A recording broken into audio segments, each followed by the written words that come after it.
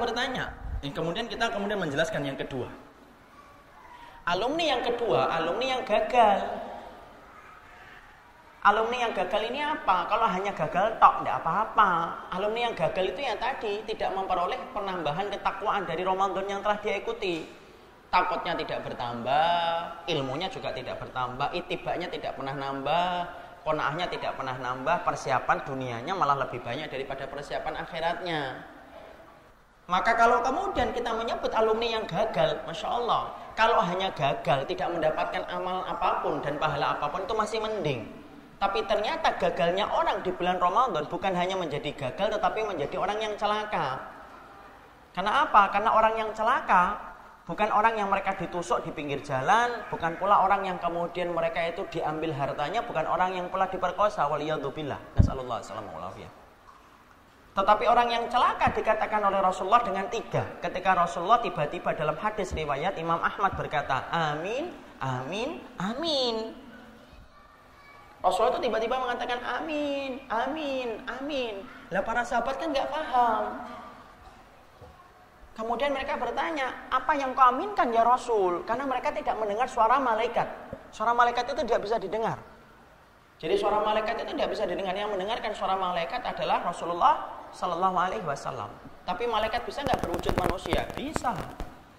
Siapa wajahnya yang paling sering dipinjam oleh malaikat? Kalau malaikat berwujud manusia, wajahnya Mus'ab bin Umair, seorang laki-laki tampan yang kemudian mati dalam keadaan muda, dalam keadaan tidak mendapatkan kain kafan yang cukup untuk menutupi seluruh tubuhnya. Itu Mus'ab bin Umair, dicintai malaikat sampai wajahnya dipinjam oleh malaikat kalau malaikat itu ingin jadi manusia, diperintahkan oleh Allah. Kita cinta kepada Mus'ab bin Umair dan semoga cinta kita menghantarkan kita dikumpulkan dengan beliau.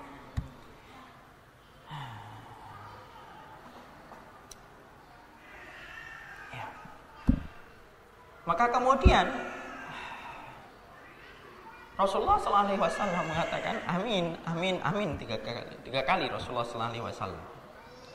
Rasulullah kemudian ditanya oleh para sahabat, kenapa ya Rasulullah kamu aminkan ya Rasulullah? Yang aku aminkan doanya malaikat Jibril. Doanya malaikat Jibril yang aku aminkan. Nah, ini loh yang kemudian biasanya dijadikan dalih yang salah. Ya, dalih yang salah. Hadis ini Pak dan Ibu sering dijadikan menjadi dalil untuk meminta maaf sebelum Ramadan. Dalilnya dari hadisnya Jibril. Padahal matan itu isi hadis. Tidak ada perintah satupun yang memerintahkan kita untuk meminta maaf sebelum Ramadan. Ya, jadi kalau misalkan ke sebelum Ramadan kan nanti banyak bertebaran WhatsApp tuh. Biasanya nanti hang kalau pada waktu sebelum Ramadan ini. Karena kemudian banyaknya SMS dan WhatsApp yang masuk bertebaran. Ketika tangan tidak lagi mampu berjabat, Masya Allah. Ayunan langkah kaki tidak lagi untuk bertemu, itu harus dibawa ke rumah sakit. Jangan ngirim SMS. Jangan ngirim SMS. Oh, udah tangannya sudah tidak lagi mampu berjabat, kok masih sempat ngirim WhatsApp. Jadi kemudian tidak ada minta maaf. Yang kita minta maaf ya kapanpun. Memang salah Ustaz minta maaf ketika belum Ramadan. Kalau kita tidak minta, kalau tidak salah ya tidak perlu minta maaf, itu namanya hulu, berlebihan. Tapi kalau kita salah ya minta maaf. Kalau pas bertepatan bapak mukulnya teman itu ketika di akhir bulan Sya'ban ya minta maaf di akhir bulan Sya'ban. Jangan sampai kemudian kita nunggu momennya nanti deh minta maafnya menjelang Ramadan. Ya Allah, bapak mukul dia itu di bulan Syawal, dia nungguin permintaan maafnya ditunggu sampai bulan Sya'ban baru minta maaf. Tidak ada. Nah itu jangan lagi. Tapi saya ingatkan ya Bapak ya, kalau nanti tiba-tiba Bapak mendapatkan WhatsApp ini, SMS ini dari temannya yang belum paham, tolong jangan dibalas dengan kata-kata yang menyakitkan. Ini tuh tidak ada sunnahnya, makanya ngaji. Ya Allah, akhlakmu di mana toh Pak? Dia kan belum paham, dia belum ngerti. Sudah jawab aja amin, selesai.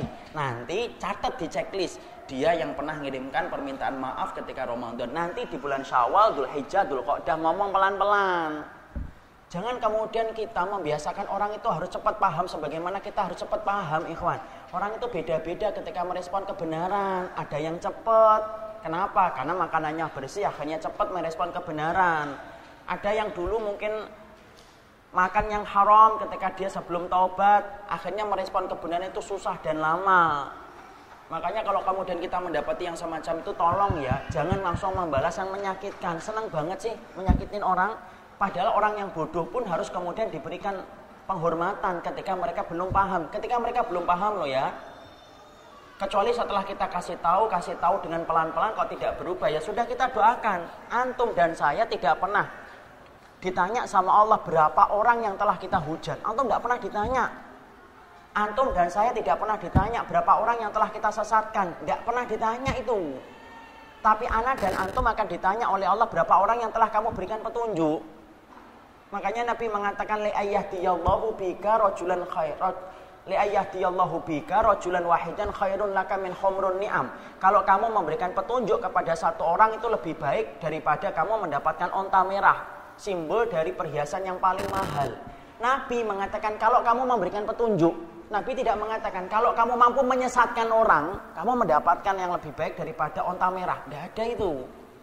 Bukan kita membiarkan yang salah, tidak. Tetap yang salah dibenerin, tapi dengan cara yang ma'ruf.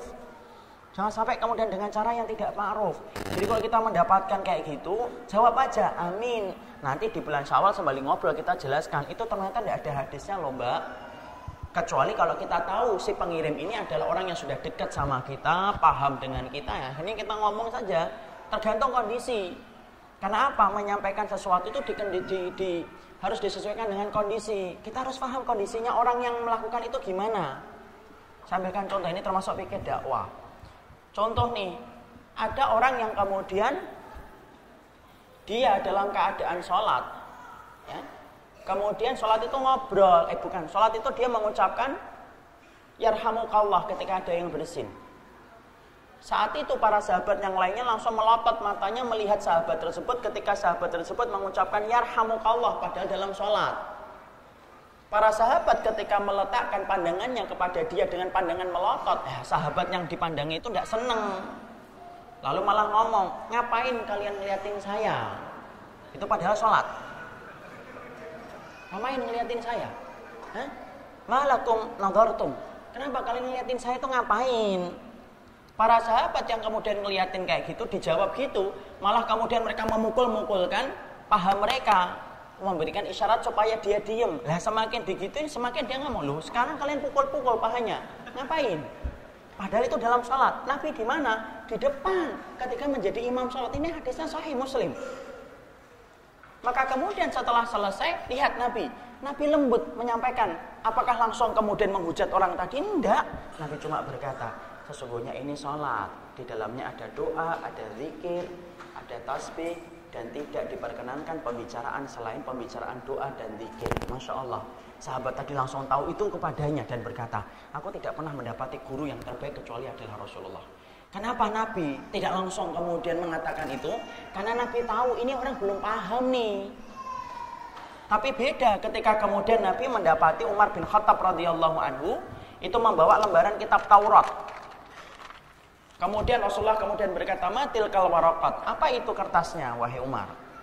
Hadhil waraqat nasakhtuha min binti ammi. Ini kitab-kitab Taurat ya Rasulullah, lembaran-lembarannya yang saya ambil dari rumahnya bibiku. Lalu kemudian Rasulullah kemudian marah dan berkata apa? Ya Umar, lau kana Musa hayyan latabani. Ana haddukum minal anbiya wa antum haddi minal umam. Hei Umar, kalau Musa itu masih hidup hari ini pasti Musa itu akan mengikuti syariatku.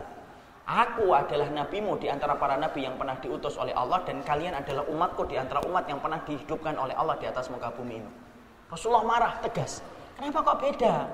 Karena yang satu tahu Umar ini adalah seorang yang sudah paham, dan Rasulullah tahu nih kedekatan beliau dengan Umar itu kemudian menjadikan kedekatan beliau itu ngerti kalau Umar diberitahu kayak gitu, Umar itu langsung tunduk. Makanya Umar langsung mengatakan apa? Umar itu langsung mengatakan, raditu billahi rabba wa bil islami dina wa bi Muhammadin nabiyya wa rasulah. Itulah doa yang sering menjadikan marahnya Nabi sering kemudian menjadi hilang dengan itu. Para sahabat itu kayak gitu. Jadi para sahabat itu kalau mendengar Rasulullah marah karena Allah, ya Rasulullah tidak pernah marah untuk urusan diri sendiri. Rasulullah itu marahnya karena Allah, karena cintanya beliau kepada Allah menjadikan beliau itu cemburu kalau kemudian melihat aturan Allah itu direndahkan. Maka kalau kemudian para sahabat melihat Rasulullah itu marah, berubah dari wajahnya yang memerah, maka mereka kemudian berkata, raditu billahi robba wa bil islami dina wa bi muhammadin nabiyya wa rasulah. Itu Umar. Di sini kita ngambil fikih yang penting. Bahwasanya apa? Masalahnya bahwasanya ketika kita kemudian para sahabat ketika mendapati Rasulullah marah, maka mereka mengucapkan dzikir itu.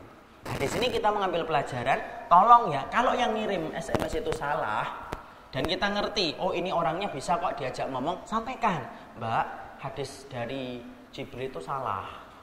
Hadisnya nggak kayak gitu. Sampaikan yang benar. Jangan sampai nyalain tapi nggak ngerti yang benar. Yang benar gimana? Nah itu saya juga nggak ngerti yang benar gimana.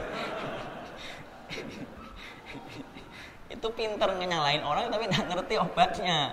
Tolong deh, saya berlindung dari orang yang semacam itu. Ya.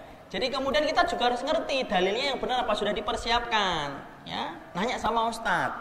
Kalau lama tidak dijawab, nah cari sama ustadz yang lainnya. Jadi kemudian kita harus memberikan solusinya apa. Ya, tapi kalau kemudian ternyata dia memang kemudian belum paham sama sekali, tidak pernah ikut ke majelis ilmu, sabar, ingetinya nanti saja. Ketika sudah agak reda baru diingetin. Nah, kembali ke tadi. Rasulullah SAW mengatakan amin, amin, amin. Kemudian Rasulullah ditanya, alama amanta, yang kamu aminkan apa ya Rasul? Yang aku aminkan itu 3. 1, yaitu ketika malaikat Jibril berkata, ragima anfuh, man adraka abawahi indal kibari falam yadkhulil jannah. Celaka sekali orang yang mendapatkan bapak dan ibunya ketika tua dan sepuh, ataupun salah satu di antara keduanya, tetapi anaknya tidak bisa masuk surga. Itu kebangetan banget. Jadi kebangetan banget kalau ada orang mendapati orang tuanya tua atau sepuh atau salah satu di antara keduanya, tapi anaknya tidak bisa masuk surga. Kenapa? Karena gerbang surga itu lagi dibuka lebar-lebar, kok nggak bisa mendapatkan. Itu kebangetan. Ngapain aja jadi anak? Ngapain aja kamu? Kenapa? Itu tengahnya surga. Bapak, saya ingatkan terutama yang laki-laki. 10 menit lagi. Insya Allah. Lupa saya nih. Ya. Iya, tadi masalah apa ya tadi lupa saya. Anak. Ya. Saya ingatkan bapak-bapak. Bapak, bahwasanya kewajiban kita kepada orang tua itu tidak pernah selesai. Walaupun kita punya anak, walaupun kita punya cucu. Dan ingat, pintu tengahnya surga itu pintu yang paling indah, kata Ibnu Abbas. Pintu tengahnya surga itu pintu tengahnya, kata, yang paling indah. Makanya kalau kemudian ada anak yang diberikan kesempatan yang semacam itu, kok tidak bisa dia masuk surga, itu Masya Allah, itu kebangetan banget. Maka Rasulullah setuju atau tidak setuju dengan doanya Jibril yang pertama? Setuju, mengatakan apa? Amin. Itu menunjukkan Rasulullah itu muafik. Dia setuju dengan apa yang disampaikan oleh malaikat Jibril. Yang kedua, yang didoakan oleh malaikat Jibril dengan kecelakaan itu siapa? Ragima anfuh. Celaka betul. Siapa yang celaka betul itu? Man dakhala alaihi Ramadan summa insalakha falam yukfalahu. Yaitu adalah orang yang mereka diberikan kesempatan Ramadan, tetapi sampai Ramadan itu selesai tetapi dia tidak diampuni oleh Allah. Itu celaka banget, dan Rasulullah mengatakan setuju. Kenapa? Lah wong neraka sedang ditutup, setan sedang dirantai, surga dibuka lebar-lebar, kok nggak bisa diampuni? Terus kamu ngapain aja ketika Ramadan? Sampai-sampai Allah membantumu. Setannya dikerangkeng, kemudian nerakanya ditutup, surganya dibuka. Lu kok nggak bisa masuk surga? Makanya kemudian sampai malaikat Jibril mengatakan celaka betul, ragima anfuh. Dan Nabi mengatakan persetujuan. Apa tanda persetujuan dari Nabi? Amin. Yang ketiga, ragima anfuh. Man dzukirta indahu falam yusalli alaika, yang disebutkan namamu ya Rasulullah di sisinya tetapi dia tidak berselawat kepada dirimu. Rasulullah mengatakan amin. Ini loh yang kita khawatirkan. Kalau hanya gagal tok, itu masih mending. Rugi memang, tapi lebih sedikit lebih mending. Tapi orang yang gagal di Ramadan itu bukan hanya rugi tetapi dia celaka. Saya mengatakan tidak celaka di hadapan makhluk, tetapi hadis riwayat Ahmad ini menerangkan kita celaka di hadapan Sang Khalik, yaitu adalah Allah. Jangan-jangan kalau kata orang Semarang, kita itu selama ini hanya mengambil dan menjemput kecelakaan. Tahun Ramadan tahun lalu kita celaka, tahun Ramadan sebelumnya kita celaka, tahun sebelumnya kita celaka, tahun ini pun kita akan menjemput kecelakaan. Masya Allah. Kalau hanya gagal tok, itu masih mending. Tapi kalau sudah gagal dan kemudian celaka, Masya Allah, Manakah yang lebih celaka daripada celaka di hadapan Allah? Oh, kita ini kalau celaka di hadapan orang aja kita malu kok, luar biasa, apalagi ini celaka di hadapan Allah. Dan inilah yang menjadikan kita betul-betul muhasabah yang banyak, supaya kemudian Ramadan kita bukan menjadi sebab kecelakaan. Jangan menjemput kecelakaan. Tapi saya menasihati kepada jiwaku dan kepada semuanya, mari kita menjemput ketakwaan, karena sesungguhnya itulah pokok terbesar dalam kehidupan kita menjalankan Ramadan. تبصرة عن كل ضلال أعددنا بضع رسالات تحمل نورا للأجيال عمره اللي راحت أحلام أوهام إن كان ما ضمت يمين